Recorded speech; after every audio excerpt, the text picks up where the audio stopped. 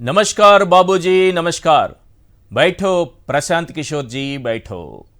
नादी कोसम नीदी special flight patty नन्नु विजयवाड़कु रप्पिंचाవు बोलिए టీడీపీకి మీరు స్ట్రాటజిస్ట్గా పనిచేయాలి। అయినా మీది పార్టీకి నాది శిష్యుడు రాబిన్ శర్మ పనిచేస్తున్నాడు కదా। తెలంగాణ నుంచి సునీల్ కనుగోలు కూడా నీది పార్టీ కోసం స్ట్రాటజిస్టు పని చేస్తున్నాడు కదా। అయినా సరే మీరు మా పార్టీ కోసం పనిచేయాలి। నేను గెలిచే పార్టీకే స్ట్రాటజిస్టు పని చేస్తుంటా, ఓడిపోయే పార్టీ వైపు స్ట్రాటజిస్టు పని చేసి నాది ట్రాక్ రికార్డ్ పాడు చేసుకోను। ఎంత ప్యాకేజీ అయినా ఇస్తా, మీరు ఊహించనంత ప్యాకేజీ ఇస్తా। ఎంత ఇస్తావు?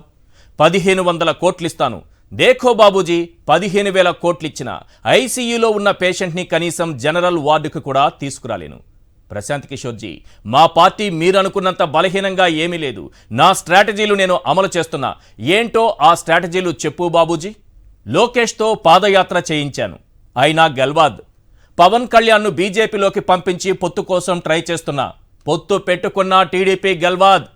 మా వదిన పురంధేశ్వరిని బీజేపీ స్టేట్ ప్రెసిడెంట్ని చేశా, ఆమె నా కోసమే పనిచేస్తుంది। వదినా గిదినా జాంతానాయ్ నీది పార్టీ గెల్వాద్।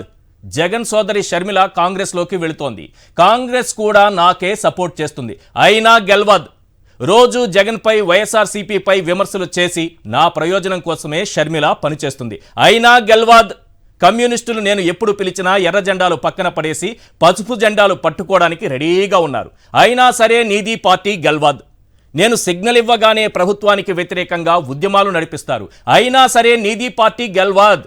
అదేంటి ప్రశాంత్ కిషోర్ జీ, ఇంతమంది నా వైపే ఉన్నారు, అన్ని పార్టీలు లోపాయకారిగా నాకే మద్దతిస్తున్నాయి, అయినా గెల్వాద్ గెల్వాద్ అంటారేంటి? కుప్పం తాతాజీ, నువ్వు చూసావా రజనీకాంత్ సినిమా శివాజీ? అందులో ఓ డైలాగ్ ఉంటుంది, నానా పందులే గుంపుగా వస్తాయి, సింహం సింగిల్గా వస్తుంది। ఇప్పుడు ఏపీలో జగన్ సింహం లాంటోడు కుప్పం తాతాజీ। నాది నీకో షాకింగ్ నిజం ఒకటి చెప్పనా, కుప్పంలో కూడా నీది టీడీపీ గెల్వాద్। నువ్వు కుప్పంలో నీ బేట మంగళగిరిలో ఓడిపోతున్నారు। నమస్కార్ ఉంటా, రిటర్న్ ఫ్లైట్ రెడీ చేయమని చెప్పండి।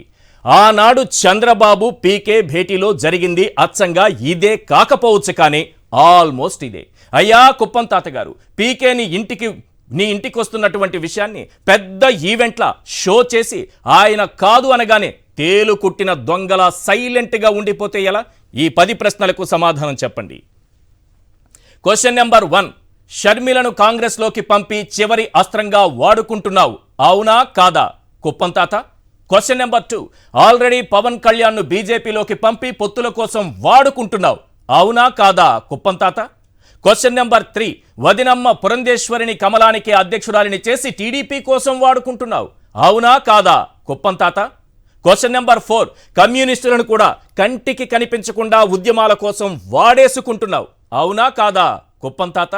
క్వశ్చన్ నెంబర్ 5, అన్ని పార్టీల్లో ఉన్న కోవర్టులను నీకు స్టార్ క్యాంపైనర్లుగా వాడుకుంటున్నావు, అవునా కాదా కుప్పం తాత? క్వశ్చన్ నెంబర్ 6, వాళ్ళు స్టార్ క్యాంపైనర్లు మాత్రమే కాదు, నీ ఏజ్ బారు పాలిటిక్స్కి ఓత కర్రలు కూడా, అవునా కాదా కుప్పం తాత? క్వశ్చన్ నెంబర్ 7, ఈ గుంపుపై నమ్మకం లేక ఎన్నికల స్ట్రాటజిస్టు ప్రశాంత్ కిషోర్ కాళ్ళు పట్టుకున్నావు, అవునా కాదా కుప్పం తాత? క్వశ్చన్ నెంబర్ 8, ఐసీయూలో ఉన్న టీడీపీని బతికించడం తన వల్ల కాదని ప్రశాంత్ కిషోర్ చేతులెత్తేశాడు, అవునా కాదా కుప్పం తాత? క్వశ్చన్ నెంబర్ 9, ఎంతమంది గుంపును వెనకేసుకుని వచ్చినా నువ్వు కుప్పంలో కూడా గెలవలేవని తేల్చేశాడు, అవునా కాదా కుప్పం తాత? క్వశ్చన్ నెంబర్ 10, గెలిచే పార్టీలకే పనిచేస్తాను కానీ చిత్తుగా ఓడిపోయే టీడీపీకి స్ట్రాటజిస్టుగా పనిచేయలేని తేల్చేశాడు, అవునా కాదా కుప్పం తాత?